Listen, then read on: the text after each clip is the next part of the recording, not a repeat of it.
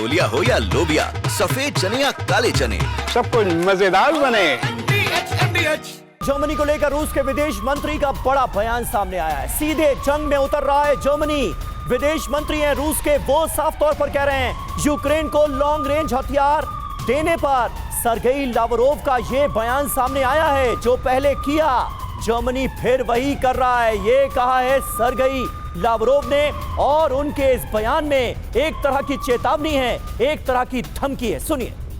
तो देखिए, रूस और जर्मनी के बीच ये तनाव बढ़ता ही जा रहा है। लावरोव की बड़ी वार्निंग क्या है, ये देखिए। रूस यूक्रेन जंग को भड़का रहा है जर्मनी, युद्ध में सीधे तौर पर उतर रहा है जर्मनी। फंडिंग कर पहले से ही युद्ध में शामिल जर्मनी वही कर रहा है जो उसने पहले किया, वहीं पर फिसल रहा है जहां पिछली सदी में 2 बार वो गिरा है।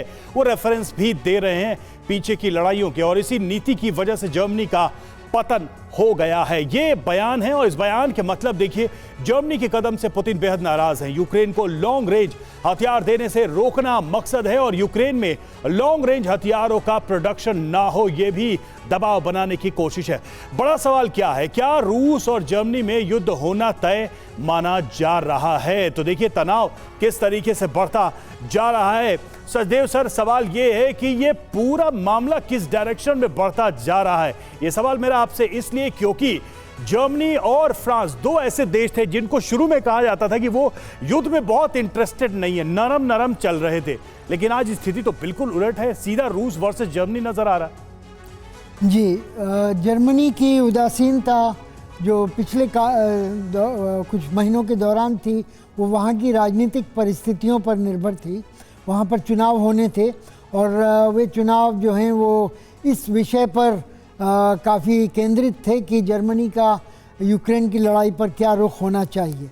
इस दौरान फ्रांस ने बढ़त हासिल की और अपना न्यूक्लियर अम्ब्रेला एक्सटेंड करने की बात की अमेरिका की जगह लेने के लिए। ब्रिटेन ने भी कुछ ऐसा ही वक्तव्य दिए यूक्रेन के समर्थन में।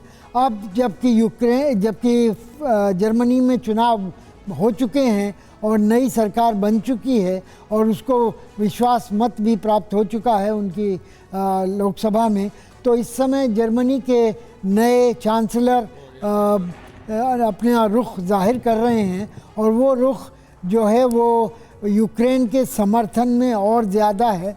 और इसका सबसे बड़ा स्पष्टीकरण परसों की यूक्रेन के राष्ट्रपति की जर्मनी की यात्रा और उनकी चांसलर से पहली औपचारिक मीटिंग के दौरान हुआ है, जिसमें जर्मनी ने ये कहा है कि वो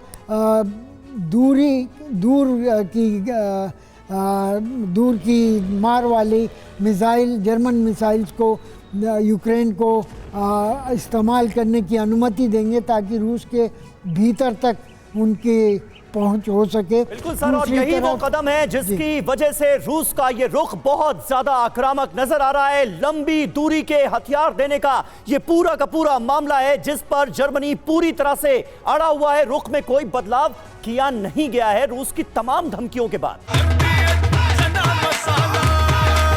अब छोलिया हो या लोबिया, सफेद चने या काले चने, सब कुछ मजेदार बने।